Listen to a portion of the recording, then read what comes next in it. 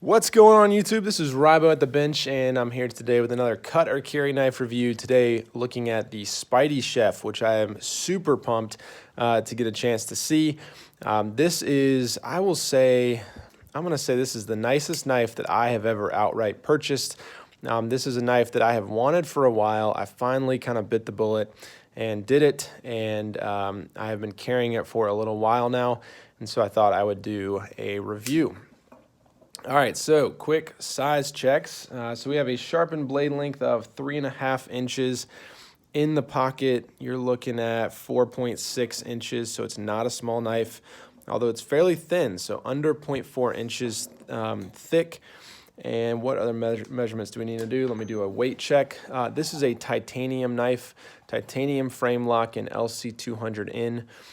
So it is practically stainless, and I've put that to the test a little bit. So this knife comes in at 3.8 ounces, which is not terrible for the size.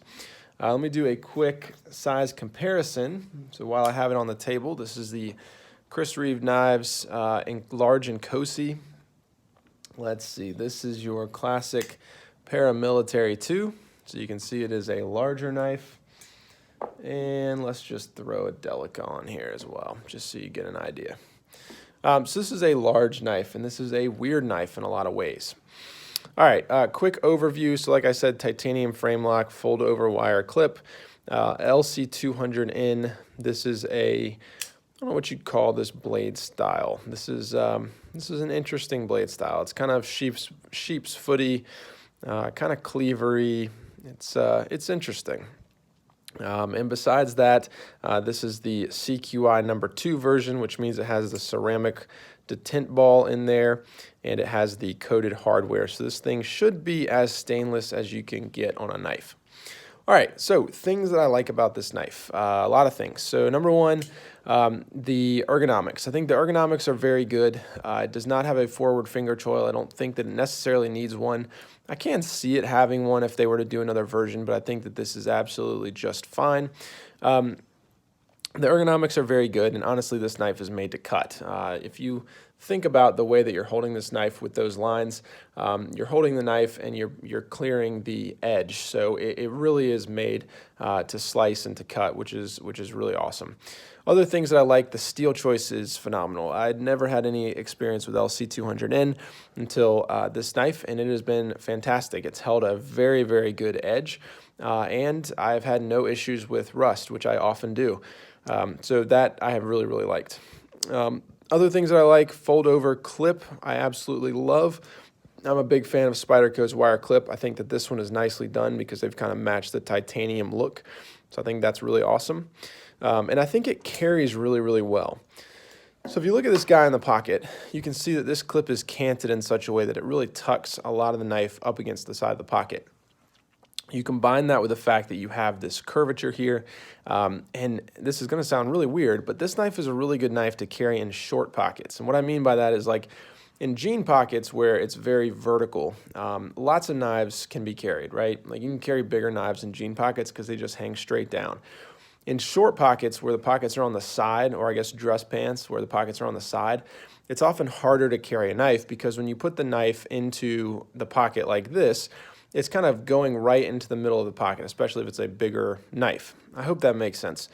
With this, because of the way it's canted, when you put this in the pocket, it does tend to just really hug the interior of the pocket and kind of go along with the inside curve of the pocket. That sounds really ridiculous, but try it out, and I think you'll find that this is a knife that actually carries a lot smaller than it is.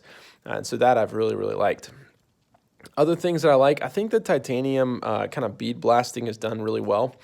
Honestly, I have trouble with knives that are any kind of steel. If there's not like a plastic or carbon fiber handle on top, I have a lot of trouble. This one I think is really good. This is kind of this bead blasted titanium, and it gives it a little bit of grippiness. I think it gives it a really nice look to it. I think that it will wear very well as it picks up, you know, snail trails and scratches. You can see kind of where the pocket clip's been rubbing a little bit. All in all, it looks very rugged, kind of no nonsense, and I think that's kind of the idea of this knife, and so I really, really like that. Other things that I like, I think the frame lock is very nice, and overall the deploy. So this guy is on bronze washers, which was a little bit surprising to me at first, because I'm like, well, this is a $200 tie frame lock. You know, the action is not incredible, but honestly, it's super smooth. It's just not going to be a fast deploy knife. You can absolutely Spidey flick this. You can absolutely kind of flick this open with the thumb. But it's just not really going to be like a super fidgety knife. And honestly, that's fine though. Once I embraced that, once I thought about the fact that this knife is really made for hard use, this is made for kind of all kinds of food prep and you know, cutting tasks.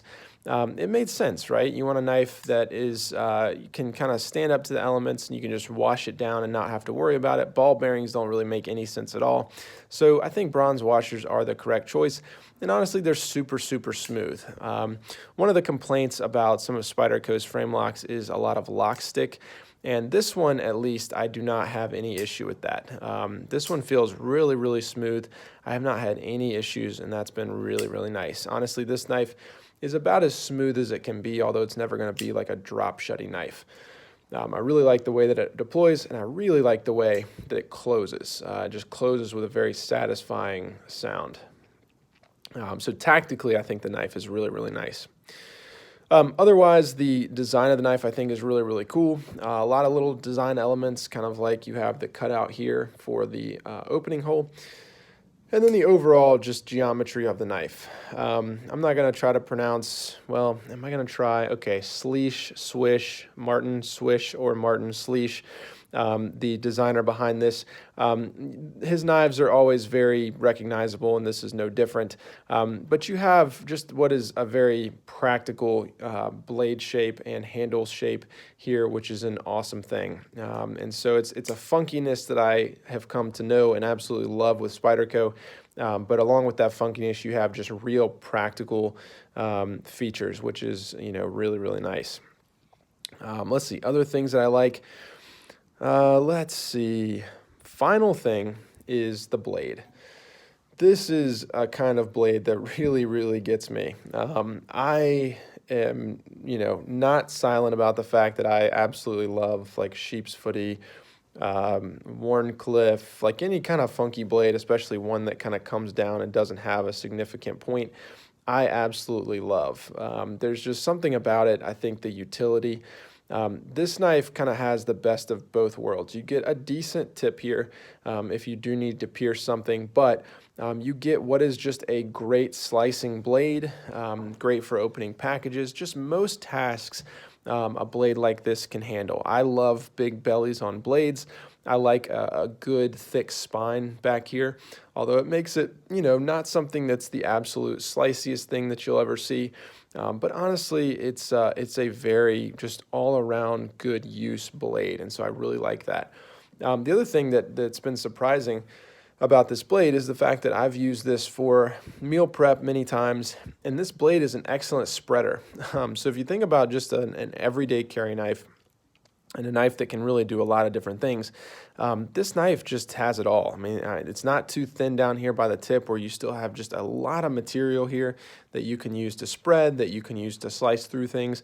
And all in all, aesthetically, I love this knife. I think that it's funky, but it is, oh, it's nice. Okay, so that about does it for things that I like. Now let me talk for a second about things I don't like. So I just talked about the cutting ability, and I guess one thing I'll add to that is that this knife is more of a rocker style cut than it would be a slicer because of the path of that blade.